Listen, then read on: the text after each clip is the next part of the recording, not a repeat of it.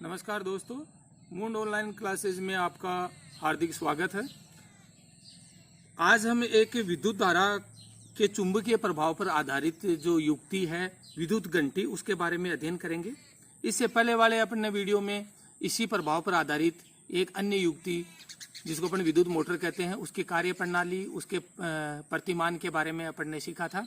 आज हम एक ये नवीन जो युक्ति है विद्युत घंटी, इसकी कार्य प्रणाली, इसकी बनावट और इसके परिपथ संरचना के बारे में अपन अध्ययन करेंगे।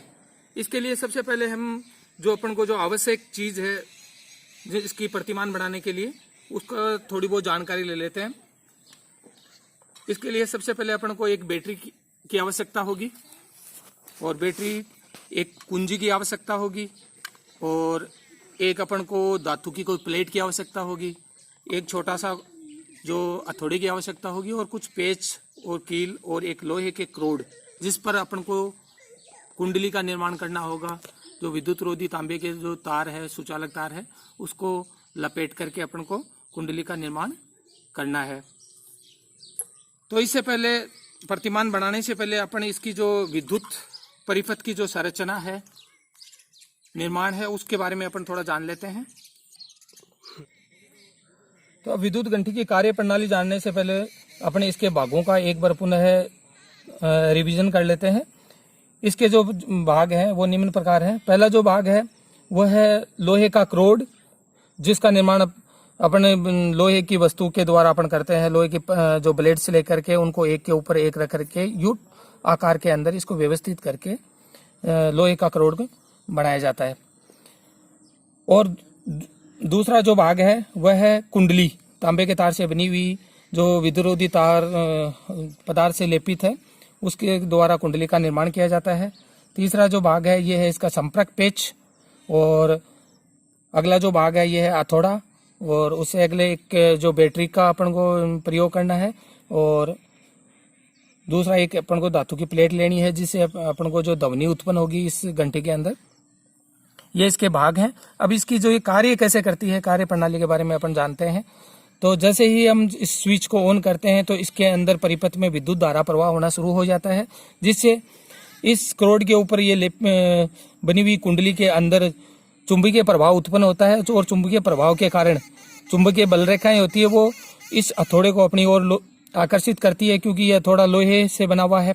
इसलिए लोहे की वस्तुओं को चुंबक का ये गुण होता है कि वो लोहे या लोहे से बनी हुई वस्तुओं को अपनी ओर आकर्षित करता है, जिससे ये है हथौड़ा इस धातु की प्लेट से टकराता है और ध्वनि उत्पन्न होती है। और साथ ही इसी समय ये जो पत्ती है ये संपर्क पेच से हट जाती है, जिससे परिपथ टूट जाता है, विच्छेदित हो जाता है, जिससे इस परिपथ में विद्युत धारा प्रवाह रुक जाता है और इस कुंडली के अंदर जो चुंबकीय प्रभाव था वह समाप्त हो जाता है। पुनः समाप्त होने के कारण पुनः हथौड़ा अपने प्रारंभिक स्थिति और मूल स्थिति में आ जाता है, और मूल स्थिति में आते ही ये संपर्क पेच से ये पत्ती पुनः जुड़ जाती है, और जुड़ जाने से परिपथ पूर्ण हो जाता है, और पूर्ण होने पर पुनः धारा प्रवाहित होती है, और धारा प्रवाहित होने पर पुनः कुंडली के अंदर चुंबकीय प्रभाव उत्पन्न होता है, और ये चुंबकीय प्रभाव इस हथौड़े को अपनी ओर आकर्षित करता है, जिससे ये हथौड़ा पुनः जो धातु की प्लेट है इसे टकराता है और ध्वनि उत्पन्न होती है। यह प्रक्रिया बार बार दोहराई जाती है और इस प्रकार ये विद्युत घंटी है कार्य करती है।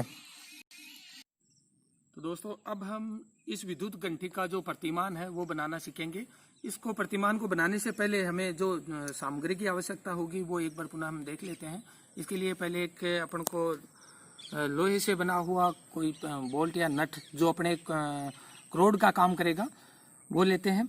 एक तांबे का जो विद्युत रोधी तार, विद्युत रोधी पदार्थ से लेपित जो तार है इसको लेते हैं। इसके ऊपर विद्युत रोधी पदार्थ की पॉलिश की हुई होती है, जिससे कि जो करंट है वो बाहर नहीं आए। ये करीबन अपन को 7 से 8 मीटर लंबा लेना होगा, जिससे अपने कुंडली है जो बड़ी कुंडली बनेगी, और जितनी कुंडली में फेरों की संख्या जितनी ज्यादा होगी उसमें चुंबकीय जो सामर्थ्य है वो भी उतनी ही अधिक होगी। साथ ही हम अपन को एक बैटरी की आवश्यकता होगी, और एक स्विच, और कुछ पेच और कुछ कील की आवश्यकता होगी, और एक धातु की प्लेट के स्थान पर हम अभी जो घर पे उपलब्ध है ये गिलास का प्रयोग करेंगे। और इसके साथ में चिपकाने के लिए अपन को कुछ फेविक्विक है और टेप, सेलो टेप है, इनकी आवश्यकता होगी। तो हम सबसे पहले जानते हैं कि जो कुंडली बनानी है करोड़ के ऊपर, वो किस प्रकार से बनाते हैं। तो ये विद्युत रोधी पदार्थ से लेपित जो तांबे का तार है, सुचालक तार है, इसको अपन इस बोल्ट के ऊपर लपेटते हैं और लपेट करके इनमें इस प्रकार से ये कुंडली का निर्माण करते हैं अपन इसके ऊपर। और इसमें फेरों की संख्या जितनी ज़्यादा होगी उतना ही इस चुंबक का जो सामर्थ्य है वो उतना ही अच्छा होगा। जैसे ये लोहे के जो हथौड़े हैं वो थोड़ा बनाएंगे, उसको अपनी ओर अच्छी तरह से आकर्षित करेगी और वो उतनी ही सामर्थ्य से जब धातु से टकराएगा तो वो ध्वनि की जो सामर्थ्य है वो भी अधिक होगी, ध्वनि की जो क्षमता है वो भी अधिक होगी। इस प्रकार से इसको लपेट लेते हैं। लपेट करके इस जो कुंडली का अपन निर्माण कर लेते हैं।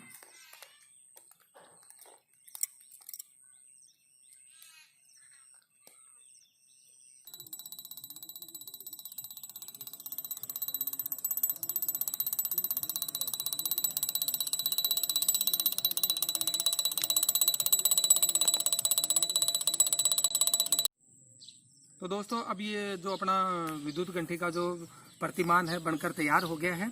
इसको बनाने के लिए जो सबसे पहले अपन ने एक लकड़ी का जो प्लाई बोर्ड है उसको काम में लिया है और प्लाई बोर्ड के ऊपर अपन ने सबसे पहले ये जो बैटरी है इसको सेलो टेप के द्वारा यहाँ पर अपन ने फिक्स कर लिया है। और फिक्स करने के पश्चात एक छोटा वायर लेकर के इस वायर को बैटरी के धन टर्मिनल से जोड़ करके और कुंजी में जोड़ दिया जाता है। और कुंजी से दूसरा जो सिरा है वो अपने जो कुंडली जो बनाई है तांबे के जो तार के द्वारा, उस तांबे के तार के जो कुंडली का जो तार है उससे अपन इसको जोड़ दिया है। और दूसरा जो कुंडली का तार है उस तार को इस जो लोहे की कील है इसके साथ में इसको जोड़ दिया है। और साथ में जो ये जो बनाया है हथौड़ा, ये जो अपना लोहे का जो टिन आता है जिनमें अपन तेल वगैरह आते हैं, उनकी जो पत्ती होती है वो हल्की भी होती है और लचीली भी होती है, उससे अपन मोड़ करके इसको बनाया है हमने। और इसके बाद में ये एक संपर्क पेज की तरह काम करेगा जिससे बैटरी का ऋण टर्मिनल जुड़ा हुआ है तार के द्वारा। और अब ये काम कैसे करता है ये एक बार हम पुनः देख लेते हैं। जब हम स्विच को ऑन करते हैं तो जो विद्युत धारा है बैटरी के धन टर्मिनल से होते हुए इस कुंडली के अंदर प्रवाहित होती है। तो कुंडली के अंदर विद्युत चुंबकीय प्रभाव उत्पन्न होता है और विद्युत चुंबकीय प्रभाव के कारण ये जो लोहे का हथौड़ा है ये अब इस चुंबक की ओर आकर्षित होता है और जिससे हथौड़ा इस धातु की जो ये प्लेट है, ये गिलास है, इसके ऊपर टक्कर मारता है और ध्वनि उत्पन्न होती है। और साथ ही उसी समय ये यहाँ से हट जाने के कारण यहाँ से जो विद्युत का जो परिपथ है वो टूट जाता है और टूट जाने के पश्चात इसमें धारा प्रवाहित होना बंद हो जाती है। तो पुनः इस कुंडली का जो चुंबकीय गुण था, चुंबकीय प्रभाव था, वो खत्म हो जाता है। तो हथौड़ा पुनः इस स्प्रिंग के द्वारा अपनी प्रारंभिक मूल स्थिति में आ जाता है। जैसे ये मूल स्थिति में यहाँ पे आएगा तो ये परिपथ पुनः जुड़ जाता है और जुड़ जाने के कारण इसमें पुनः धारा प्रवाहित होती है और कुंडली के अंदर चुंबक का निर्माण होता है और ये चुंबक इसको पुनः हथौड़े को अपनी ओर आकर्षित करती है, जिससे क्या होता है कि हथौड़ा पुनः इस प्लेट के ऊपर टक्कर मारता है और ध्वनि उत्पन्न होती है। और ये प्रक्रिया बार बार दोहराई जाती है। परिपथ चालू होता है, फिर परिपथ टूटता है, पुनः इसकी चोट मारता है। ये प्रक्रिया बार बार दोहराई जाती है और इस प्रकार ये विद्युत घंटी कार्य करती है। इसको हम एक बार ऑन करके देखते हैं, चला करके। ये देखो दोस्तों, ये हथौड़ा है बार बार संपर्क पेच और कुंडली के बीच के अंदर गति करता है। कुंडली बार बार इसको आकर्षित कर रही है, पुनः परिपथ टूटने से पुनः ये संपर्क पेच से टकराता है, पुनः परिपथ चालू हो जाता है और कुंडली की ओर पुनः आकर्षित होता है और इस प्रकार ये ध्वनि उत्पन्न होती है और ये विद्युत घंटी की कार्य प्रणाली है। एक और जो विद्युत धारा का जो चुंबकीय प्रभाव है वो इसको टेस्ट करके देख सकते हैं इस कुंडली के द्वारा। इसके लिए अपन एक बार पहले हथौड़े को इस कुंडली से सटा करके देखते हैं कि इसमें कोई किसी प्रकार का चुंबक है क्या। तो देखो, ये इसमें किसी प्रकार का चुंबकीय प्रभाव नहीं है, जिसके कारण ये जो पेच है वो इससे चिपक नहीं रहा है। जैसे हम हथौड़े को छोड़ देते हैं तो हथौड़ा जो ये इस संपर्क पेच के संपर्क में आएगा और परिपथ जुड़ जाता है। परिपथ जुड़ने के पश्चात हम देखते हैं कि देखो ये कुंडली है, इस पेच को आकर्षित करके पकड़ लेती है, चिपक जाता है ये पेच। और जैसे हम इसको वापस छोड़ते हैं, देखो दोस्तों, ये वापस गिर जाता है। तो इस कुंडली के अंदर जो मुख्य जो कार्य है वो चुंबकीय सिद्धांत के आधार पर ये कार्य करती है। पुनः इसे एक बार इसको टेस्ट करके देखते हैं। देखो, यहाँ पर ये अभी परिपथ टूटा हुआ परिपथ है, इसमें किसी प्रकार की कोई धारा प्रवाहित नहीं हो रही है, तो इसमें किसी भी प्रकार का कोई चुंबकीय प्रभाव नहीं है।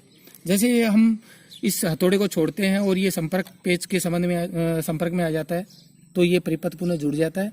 और अब हम देखते हैं कि इसके अंदर देखो, ये चुंबक कुंडली के अंदर धारा प्रवाहित होने के कारण चुंबकीय प्रभाव उत्पन्न हो जाता है और ये एक चुंबक की भांति कार्य करता है, जिससे ये हथौड़े को अपनी ओर आकर्षित करती है।